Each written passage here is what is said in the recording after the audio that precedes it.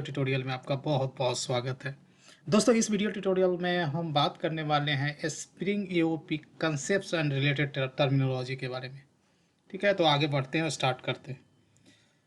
First of all will try to understand what is Spring AOP. Concept को समझना बहुत ज़रूरी है। तो before jumping into the implementation, we should understand all the concept related to Spring AOP and related terminology as well. तो सबसे पहला point बोलता है AOP। AOP stands for aspect oriented programming. ये दिमाग में आपको रखना है। AOP is a programming paradigm that aims to increase modularity by allowing the separation of cross-cutting concern. It does so by adding additional behavior to existing code without modification of the code itself. इसका मतलब ये हुआ कि spring AOP क्या है, किस तरह का फंक्शनैलिटी प्रमोट करता है, मॉड्युलरिटी, राइट।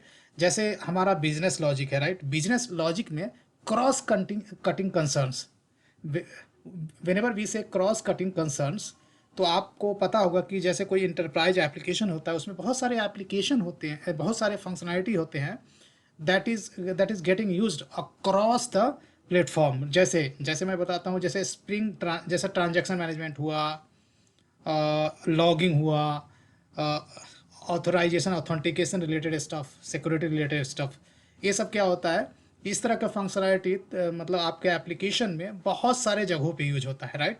तो हम क्या करते हैं, क्रॉस कटिंग कंसर्न, इस तरह के फंक्शनैलिटी को क्रॉस कटिंग कंसर्न बोलते हैं। इस तरह के फंक्शनैलिटी को क्या करते हैं हम लोग, एक पर्टिकुलर मॉड्यूल में इंप्लीमेंट कर देते हैं। जैसे ही हमारा बिजनेस लॉजिक एक्सिक्यूट करता है, तो उस समय इस मॉड्यूल को हम लोग क्या करते हैं, ट्रिगर कर देते हैं, राइट। तो इस तरह से सेपरेशन ऑफ कंसर्न को प्रमोट करता है स्प्रिंग एओपी, राइट। जैसे ट्रांजैक्शन मैनेजमेंट होगा, तो ट्रांजैक्शन मैनेजमेंट का कोड हम क्या करेंगे, एक सेपरेट मॉड्यूल में बेसिकली लिखेंगे, इधर यूजिंग कॉन्फ़िगरेशन और एनोटेशन, राइट। तो इसमें एओपी हमें हेल्प करता है, right. Let's move next point.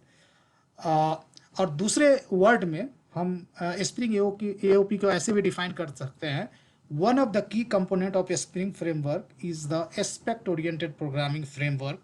Aspect oriented programming breaks down program logic into distinct part, so called concerns, right. तो ऑलमोस्ट जो पहला पॉइंट था, उसको दूसरा पॉइंट में मोर टेक्निकली हम ऐसे भी डिफाइन कर सकते हैं, right. Now next point says the functions that span multiple points of an application are called cross cutting concern. जैसे कि मैंने बात किया कि कोई ऐसा फंक्शनैलिटी आपके एप्लीकेशन में, ठीक है ना, that is spread through out your application. जैसे ट्रांजैक्शन मैनेजमेंट हुआ, लॉगिंग रिलेटेड, लॉगर लिखते हो आप, राइट। वो फंक्शनैलिटी, ऑथेंटिकेशन, ऑथराइजेशन, इस तरह का जो फंक्शनैलिटी होता है वो हमारे इंटरप्राइज एप्लीकेशन में हर जगह यूज होता है, राइट। इस तरह की फंक्शनैलिटी को हम क्रॉस कटिंग कंसर्न्स बोलते हैं, राइट। तो इस तरह की फंक्शनैलिटी को हम लोग क्या करते हैं, एक्चुअल बिजनेस लॉजिक होता है उससे हम लोग सेग्रीगेट कर देते हैं। Now fourth point says there are various common good examples of aspects such as logging, auditing, declarative transactions, security and caching. So these are the basically various example of cross-cutting concerns functionality. जैसे हम logging use करते हैं, auditing related functionality, declarative transaction management, हम security और caching, ये सब ऐसा functionality है जो हमारे एप्लीकेशन में बहुत सारे जगहों पे यूज होता है, राइट। इसको हम स्प्रिंग एओपी के थ्रू इम्प्लीमेंट कर सकते हैं, right. Now we will move towards to explore all the terminology related to AOP, right। तो पहला जो टर्मिनोलॉजी होता है वो एस्पेक्ट होता है। तो हम समझते हैं कि एस्पेक्ट क्या होता है। अ module which has a set of APIs providing cross-cutting requirements. For example, a logging module would be called AOP aspect for logging, and an application can have any number of aspects depending on the requirement. तो aspect उसको बोलते हैं कि aspect ऐसा है कि आपको बहुत सारा एपीआई मतलब मेथड प्रोवाइड करता है, एपीआई प्रोवाइड करता है जिससे क्रॉस कटिंग फंक्शनैलिटी को आप इंप्लीमेंट कर सकते हो, राइट। और एग्जांपल के तौर पे लेट्स से कि जो लॉगर रिलेटेड एस्पेक्ट है उसको लॉगिंग एस्पेक्ट भी बोल सकते हैं, राइट। जैसे लॉगर हम थ्रू आउट द एप्लीकेशन हर जगह यूज करते हैं, राइट। तो इसको क्या कर सकते हो, एज ए एस्पेक्ट आप इम्प्लीमेंट करके, और जब एक्चुअल बिजनेस लॉजिक जब कॉल होता है उस समय इन लॉगर को आप ट्रिगर कर सकते हो, राइट। दूसरे शब्द में ये कह सकते हो कि एस्पेक्ट क्या है, it is a class that contains advices and join points, right. तो एक क्लास क्रिएट कर सकते हो स्प्रिंग में, उसको एज ए एस्पेक्ट डिक्लेयर कर सकते हो। उस क्लास में क्या होगा, एडवाइसेस होगा और ज्वाइन पॉइंट्स होगा। एडवाइस क्या होता है, ज्वाइन पॉइंट्स क्या होता है, हम आगे एक्सप्लोर करने वाले हैं। Now let's talk about the join points, right. Join point क्या होता है? Join point represents a point in our application where we can plug in AOP aspect. We can also say it is the actual place in the application where an action will be taken using a Spring AOP framework. Join points ये होता है कि जहाँ पे हम actual action, when I say actual action is nothing but the advice in terms of Spring AOP. Actual action क्या होता है Spring AOP में? Advice. और ज्वाइन पॉइंट्स वो होता है कि जहाँ पे हम इन एडवाइस को अप्लाई करते हैं, राइट। और वो एडवाइस क्या हो सकता है, वो नेक्स्ट पॉइंट में हमने बताया है। Join point is any point in your program such as method execution, exceptional handling, field accesses, right. Spring supports only method execution join point. तो ज्वाइन पॉइंट क्या हो सकता है कि जैसे before method execution, after method execution, while executing the method if your program throws some exception, right? Let's say your method execution happens successfully. These are the points. These are called join points, right? This is called join points. And join point को आप क्या कर सकते हो, आप एक expression के through आप एक्सप्रेस कर सकते हो। तो कैसे हम ज्वाइन पॉइंट डिफाइन करते हैं, ऑफ कोर्स हम लोग कोडिंग में सीखेंगे। Now let's talk about the advice. Advice is the actual action to be taken either before or after method execution. This is the actual piece of the code that is invoked during program execution by the Spring AOP. तो advice क्या होता है? ये actual action होता है जो हम Spring AOP में basically implement करते हैं, right? So Spring AOP में 5 टाइप के advice support करते हैं, right? पहला क्या होता है? Before advice। और ये एडवाइस कब रन होता है? Before the method execution. जैसे ही कोई मेथड एक्सक्यूट करना होगा तो उससे पहले ये एडवाइस एक्सक्यूट हो जाएगा। उसके बाद है आफ्टर एडवाइस, ठीक है। This advice runs after the method execution regardless of its outcome, right. ये आफ्टर एडवाइस क्या होता है कि मेथड एक्सक्यूशन जब मेथड एक्सक्यूशन के बाद में एक्सक्यूट होता है regardless of its outcome.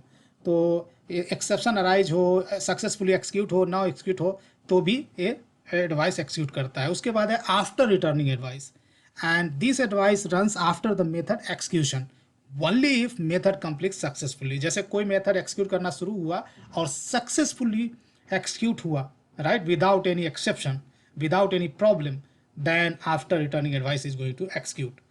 Now after throwing advice, after throwing advice क्या होता है? While the method execution, if method runs with throwing some exception, then this advice is getting executed. And last but not the least, fifth one, around advice.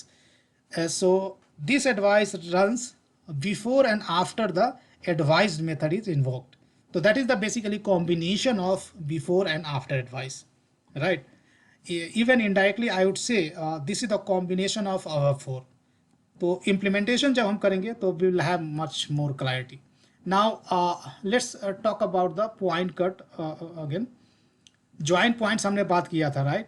तो join point क्या होता है? वो एक concept है, लेकिन उसका ज्वाइन पॉइंट पर क्या होता है? हम एडवाइस अप्लाई करते हैं, उसको हम पॉइंट कट के थ्रू एक्सप्रेस कर सकते हैं, राइट। तो point cut is a set of one और more join points where an advice should be executed. We can specify point cuts using expression और पैटर्न, राइट।